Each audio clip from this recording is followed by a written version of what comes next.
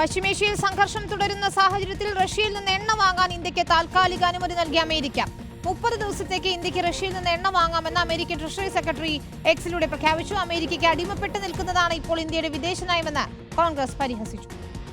ഇറാന് നേരെ ആക്രമണം തുടരുന്ന സാഹചര്യത്തിലാണ് റഷ്യയിൽ നിന്ന് താൽക്കാലികമായി എണ്ണ വാങ്ങാൻ ഇന്ത്യക്ക് അമേരിക്കയുടെ അനുമതി. അമേരിക്കൻ ട്രഷറി സെക്രട്ടറി സ്കോട്ട് ബെസന്റാണ് ഇക്കാര്യം എക്സിലൂടെ അറിയിച്ചത്.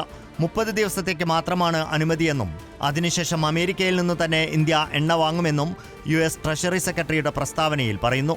30 ദിവസത്തേക്ക് റഷ്യയിൽ നിന്ന് ഇന്ത്യ ഇന്ധനം വാങ്ങുന്നതുകൊണ്ട് റഷ്യയ്ക്ക് വലിയ നേട്ടമുണ്ടാകാൻ പോകുന്നില്ല. ലോകത്ത് ഇന്ധന പ്രതിസന്ധി ഉണ്ടാക്കാനുള്ള ഇറാന്റെ പദ്ധതി ഇതിലൂടെ തകർക്കാനും കഴിയും. US ട്രഷറി സെക്രട്ടറിയുടെ പ്രസ്താവനയിൽ പറയുന്നു. ഇന്ത്യ എവിടെ നിന്ന് ഇന്ധനം വാങ്ങണമെന്നത് അമേരിക്കയാണ് തീരുമാനിക്കുന്നത് എന്നതിന് വ്യക്തമായ തെളിവാണ് US ട്രഷറി സെക്രട്ടറിയുടെ പ്രസ്താവനയെന്ന് കോൺഗ്രസ് പ്രതികരിച്ചു.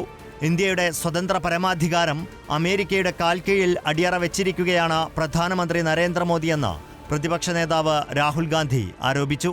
ശ്രീലങ്കൻ സമുദ്രാതിർത്തിയിൽ ഇറാനിയൻ യുദ്ധക്കപ്പൽ ആക്രമിക്കപ്പെട്ട സംഭവത്തിലും കേന്ദ്ര സർക്കാരിനെതിരെ ആരോപണം കടുപ്പിക്കുകയാണ് പ്രതിപക്ഷം.